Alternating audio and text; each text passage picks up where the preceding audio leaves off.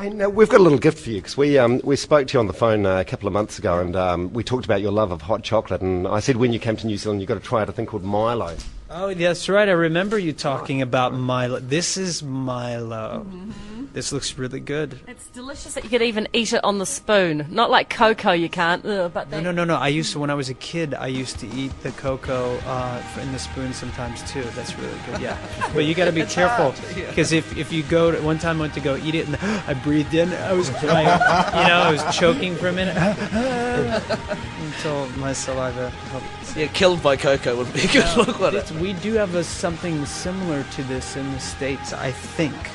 I'm not sure, but the malted barley thing.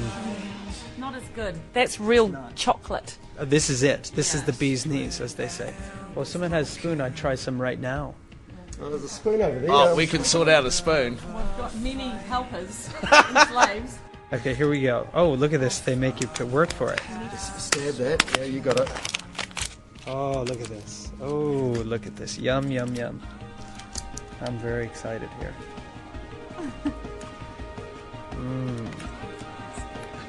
Oh yeah, a nice teaspoon.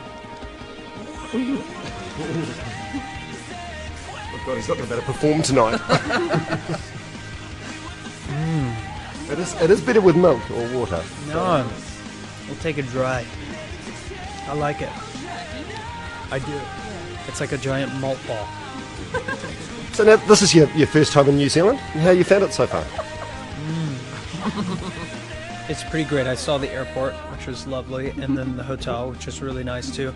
We got woken up this morning by this pretty stereotypical, if I may say so, foghorn going off, blasting, and then a couple of boats were answering, calling, and we all were emailing each other going, what the hell is going on right now?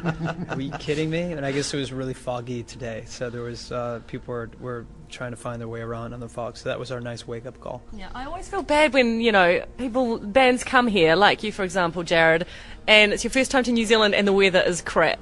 Because it's not always like this. We have nice weather. Can you see the beauty of New Zealand through the rain? I see it through the people. Yeah, through you guys. So it's all up to you. I'm judging New Zealand through the people, but when we're on tour, really, we're here for the shows. We're not on vacation, and it is plenty for us to just play the shows. Seeing the cities is great, and if we have a chance to do that, we're really happy about it. But we really are here for the shows. God, this stuff is really sugary. Speaking of the shows, they look really full on and amazing. And I read somewhere, Jared, that you said a concert's a good thing to go to because it helps you escape. Just let everything go and enjoy the moment. When did that happen for you, watching a band? Can you remember?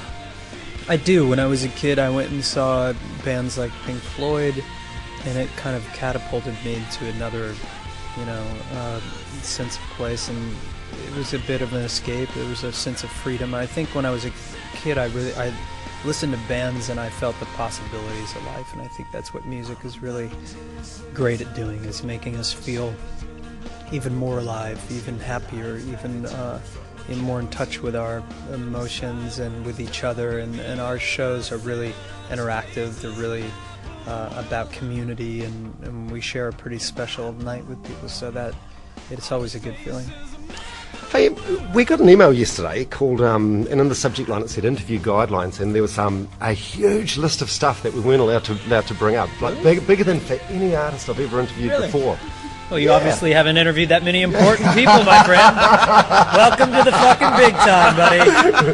But it was. You can probably imagine the stuff in there. It was celebrity culture, movies. I've never seen it. Haven't you? Okay, well, it's But now is this the part where you're going to be a jerk and mention all the things you're not supposed to mention? No.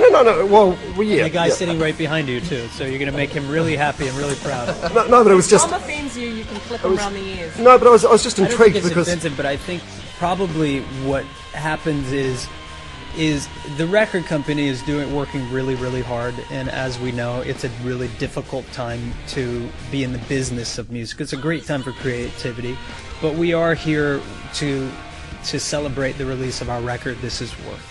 So with me in this position and being having done some of the things I've done in my life, there's other things to talk about. There's plenty to talk about with the music and the new record, but sometimes people are curious about other things. So I think the record company tries to just push some kind of agenda in a good way.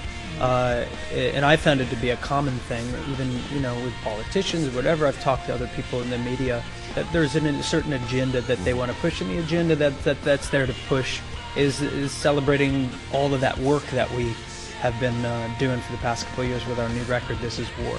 So I'm pretty open to talk about anything. Yeah. But if you do have 10, 15 minutes with somebody, sometimes you want to focus it on certain things, because you can talk about that, or I made that movie, or I could sit here and talk to you about losing and gaining weight for Chapter 27 for an hour or two, because it was a huge part of my life, or Requiem for a Dream, and how that impacted me, or other films, or working with David Fincher. But really, the important thing for us today is to talk about the tour and the music, because they're doing a great job here. The music's really connected with people. And I just heard right before you guys walk in, our CD is number 9 on the charts. How crazy is that? I never thought in New Zealand that anyone would ever listen to our music. Well, it's a great album, and your songs are, we work on the biggest top 40 station in the country, and your songs are just massive. The audience loves them. But thanks for that explanation. I just found it intriguing because you're such an interesting guy, and there's so many facets to you in the music. The music's great. But I think it comes down to time in that, sure. Like what's the priority and stuff like that. But I get pretty I can talk about a bunch of different things in a course of 5 minutes, and I can get a little all over the place, so maybe they're just trying to focus me. Yeah. But if you want to talk about gaining and losing weight, with the half a tin of Milo you've just eaten, you are going to be fat by the time you get on stage tonight, mate. This is the type of thing that would do it, for sure. I generally don't, but I would have a cup of it with some soy milk, because I don't eat dairy. Don't you? Why not? Because it's disgusting. Sucking on a cow's boobie I'm not into it anymore. What, not even a bit of cheese? No more cheese. No more pus for me. What? Okay, so when we get home from a night out on the... make it really happen. They say in milk there's actually quite a bit of cow pus. And there was a couple of films that I watched about like the food industry that really I was like, I can't do it anymore. So when you've been out for a night drinking, what do you have? We have cheese on toast. What do you have? Oh, me, I just I eat my own vomit. That'll make you. Do you do that a couple of times? You won't get hungover. No, I've never done it. I'll try it. Yeah. And we talked to you on the phone recently, and we know you're really passionate about your music. Yes. Is that one of your favourite subjects to talk about, music? No. What do you love to talk about the most? I don't. I'm not if I'm not doing this, honestly, I don't. I'm not a very chatty person. Well, what are you passionate about? What lights you up? Nothing. No, I'm just kidding. I like to create things. Jersey Shore. No, I've never seen it. No, I did see about 5 minutes of it one day. We were at a hotel room or something, and I was watching this show, and I was like, oh my God, I'm watching Jersey Shore. I had no idea. No, I guess I was. It was pretty funny. It reminded me of some people that I knew, and they're much, wild and crazy and more eccentric characters in that area as well that I've seen. But I mean, I'm pretty passionate about the music and filmmaking and things like that. Well, as Dom said, your music's well received here. It's a big effort to come to New Zealand, so we appreciate that. And there'll be it's sold out tonight, so there'll be a lot of people that couldn't make it, and a lot of people throughout New Zealand that wouldn't have travelled. So just want to say a quick thanks to them for supporting you. Thanks. We're going to come back too. I don't know if Soundwave comes through here, but we're going to be coming back, I hope, in very soon, and maybe if we can fit some time in when Soundwave, if they'll let us come down, we'll come down again. Yeah, and you should come here for a holiday at some point and do some snowboarding as well. You're into that, aren't you? I love snowboarding, yeah. I would love to do that, and it's great because when it's winter in America, it's summer here, and the opposite. You guys obviously know this, so. But isn't it snowboarding season now? Yeah. So that's cool. And there's always Snow Planet, which is this indoor ski field just up the motorway. Not quite the same though, Jared. An hour free, you can go there. Hey, sweet. Well, you have a great show tonight. I look forward to seeing you. Thanks. See you guys later.